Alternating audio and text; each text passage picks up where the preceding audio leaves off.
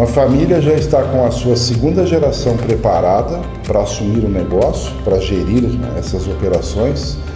E a pergunta que vem de uma de nossas alunas lá de Minas Gerais é no sentido de saber se é necessário fazer alguma modificação lá no contrato da holding familiar, que é integrada pelos pais e pelos filhos que agora atingiram a maioridade e estão formando seus próprios núcleos familiares. Vamos ver isso de perto?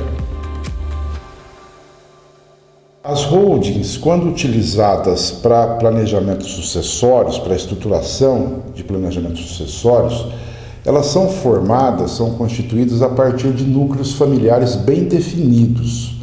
E os núcleos familiares são aqueles formados por pessoas que guardam laços entre si, de parentesco ou de convivência ou marital, são casados, por exemplo, e mantêm uma interdependência com relação a outros núcleos da mesma família.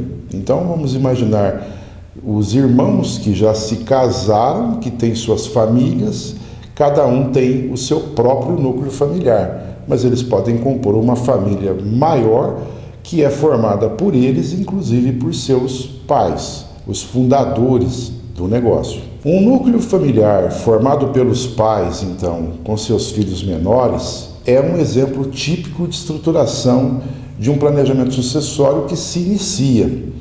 E à medida que esses filhos adquirem a maioridade e que formam seus próprios núcleos, se casando, se relacionando com outras pessoas, criando independência, agindo autonomamente, eles poderão então pensar em constituir uma própria empresa para gerir o patrimônio que eles passam a deter. Então, como a gente já vem falando, o simples passar do tempo ou a ocorrência de fatos relevantes podem gerar uma necessidade de revisão de um planejamento sucessório.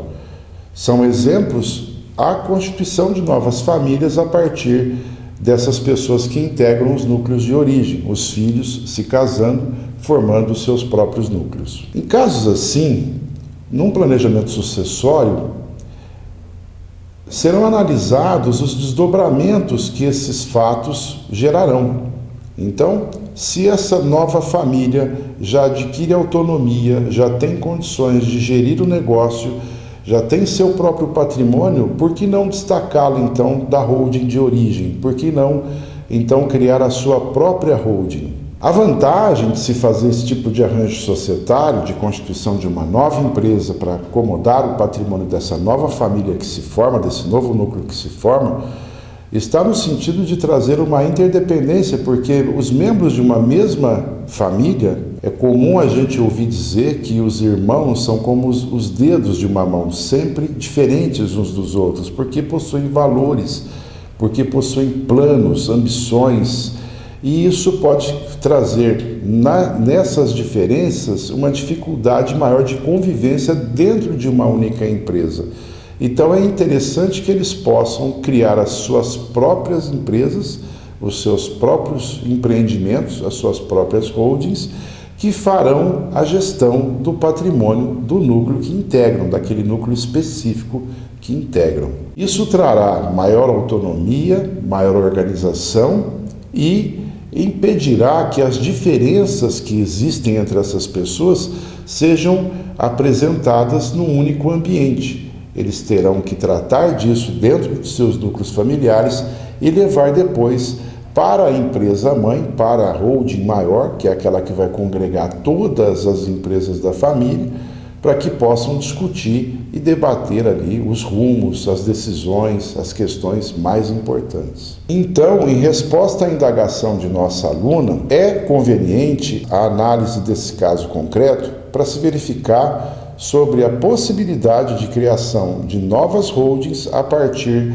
da criação desses núcleos familiares que derivam do originário, para que eles possam ter maior autonomia, para que eles possam ter seus próprios bens geridos de uma forma mais autônoma. Não fiquem todos no mesmo contexto societário, mas que possam ter as suas próprias empresas, nelas fazer uma gestão mais autônoma, mais independente.